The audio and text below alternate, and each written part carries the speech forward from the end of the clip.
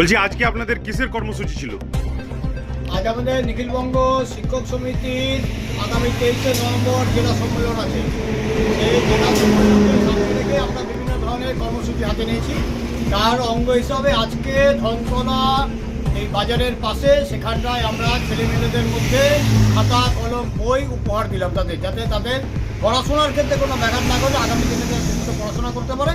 সেই কারণে আমাদের পক্ষ থেকে একটা ছোট্ট উপহার, এই ধরনের কর্মসূচি আমরা আগামী দিনে আরও বেশ কয়েকটি আছে। সম্মেলন আছে আমাদের আগামী 23শে নভেম্বর বিরামপল্লী সুকান্ত বিদ্যাপীঠ হাই স্কুলে, সেই উপলক্ষে আজকে এই কর্মসূচি।